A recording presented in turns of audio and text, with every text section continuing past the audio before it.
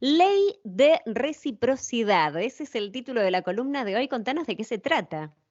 Me estoy volviendo un poquito más filósofo. Está llegando fin de año y empiezo con estas columnas, con leyes, con tips para, ¿viste? A ver, en realidad estoy leyendo un libro que tengo un problema de la memoria, después le voy a decir cuál, y tiene bastantes leyes, que dije, de ahí voy a tomar bastantes para las columnas de Ser Social, y esta me gustó, porque era una de las primeras, que es la ley de la reciprocidad. Y empieza con un cuentito, que me encanta a mí los cuentitos, por eso los comparto, Sabemos. que es un cuento real, atenti, atenti. A ver. Dice algo así, como que había un granjero que iba, pobre granjero en su momento de escocés, que iba caminando y escuchó como un lamento de alguien en un pantano, como que estaba pidiendo ayuda.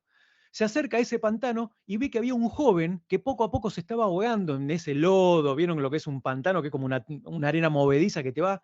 Entonces lo que hizo fue, este pobre granjero, lo que hizo fue ayudar a ese muchacho, ¿sí? Que se moría, era inminente la muerte de esta persona. Al otro día, ese granjero recibe la visita de un hombre que aparentemente era una persona muy rica, acaudalada, un noble. Llegó a la humilde vivienda de ese granjero y le dijo que era el padre de ese muchacho que había salido a caminar y casi más se muere. Y en agradecimiento le dijo, le voy a pagar a su hijo, ¿sí? Le dijo al granjero, la mejor educación, lo que quiera estudiar yo se lo voy a pagar. En aquel momento era mucho más difícil y casi inaccesible para una Claro. persona de bajos recursos acceder a la educación.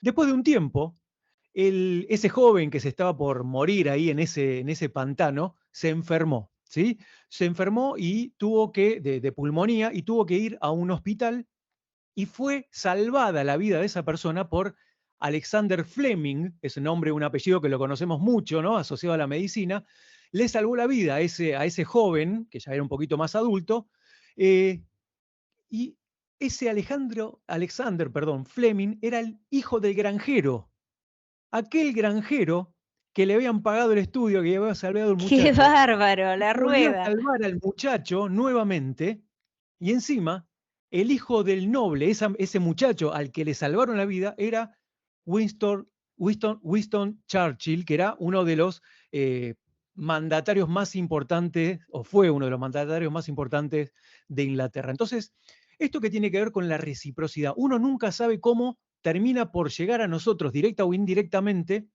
esos favores que nosotros hacemos. De nuevo, era una historia real.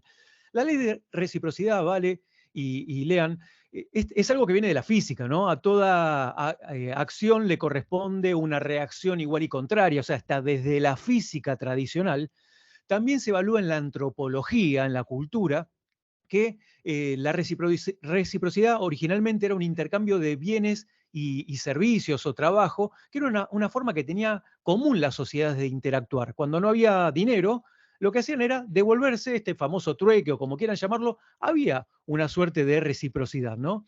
Incluso más, este tema está tan estudiado que hasta incluso en Estados Unidos, el grupo religioso Hare Krishna, que son esos vestidos de naranja, ¿no? Donde los hombres están todos rapados completamente, lo que hacían y como estrategia que tenían ellos era colocaba flores en las solapas o en los ojales de las personas, y las personas, cuando pasaban estas personas y les dejaban una florcita o lo que sea, se sentían como en la obligación, ¿no? Cultural, moral o qué sé yo, de darles una propina o una colaboración. Entonces, esto tiene un impacto muy fuerte, esto de la ley de reciprocidad.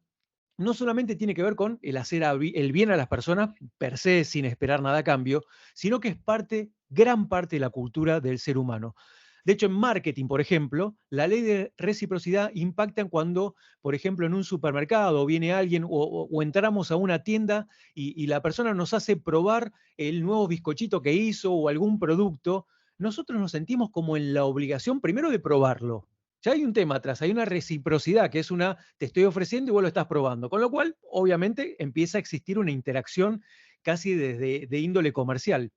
Y después está estudiado que con esto que se conoce mucho en marketing como el sampling, la muestra, esa entrega, genera del otro lado un compromiso de que las personas, o gran parte de las personas, terminan adquiriendo ese producto. Ustedes fíjense que cuando hacen degustaciones en locales chiquitos o en cadenas de supermercado, y la persona del otro lado le da, le comenta sobre el producto, lo hace probar, un porcentaje interesante, que va a depender obviamente de qué producto se trate, de personas, de consumidores, terminan comprándolo. Bueno, eso tiene que ver mucho con estos estudios psicológicos de la reciprocidad en marketing.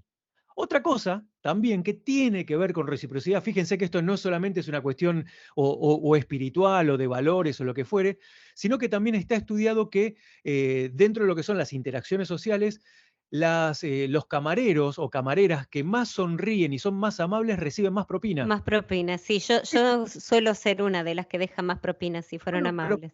pero fíjate que pese a la misma comida, al mismo servicio, lo que fuere, cuando te atienden bien, uno está dispuesto como a dar más, ¿no? Como un agradecimiento adicional. Está estudiado. Y otra cuestión es que incluso, bueno, se ve mucho en la política, ¿no?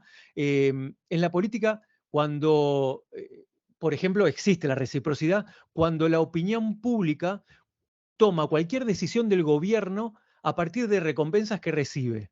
¿Sí? Si el gobierno le da algo, ¿sí? Le da en los famosos planes platita, perdón que Planes. no quiero ser político, pero un ejemplo, ¿no? O cuando le entrega algún tipo de beca, o cuando le hace alguna promesa de bienestar o lo que fuere, la gente está más propensa a votar a favor de ese gobierno. Por eso fíjense que en todo lo que son discursos políticos, no se utilizan muchas veces las cosas que están mal, sino todo lo que va a estar bien, ¿no? Y más cuando un gobierno es el partido que está gobernando ahora y está en campaña, y eso pasa independientemente del color político, eh, tiende a tomar medidas, por eso se prohíben. Fíjense que hay ciertas prohibiciones a las medidas para que no se confundan con campañas electorales, porque los seres humanos somos así, la cultura nos hace a devolver cuando vemos que del otro lado están dándonos algo. De nuevo, puede ser algo material, puede ser algo físico, puede ser una promesa o puede ser un servicio.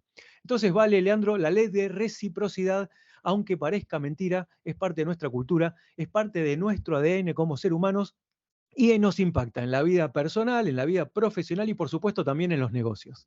Muy bien. Vos sabés qué haces, Diego, ¿cómo estás? Una vez leí por ahí en algún lado, que no recuerdo dónde tampoco, que le quitó la metafísica, le quitó la mística a esto de la reciprocidad, del dar sin esperar nada a cambio, que todo vuelve y toda esa historia. Y lo que decía esta persona es, en realidad lo que estás haciendo es construyendo reputación.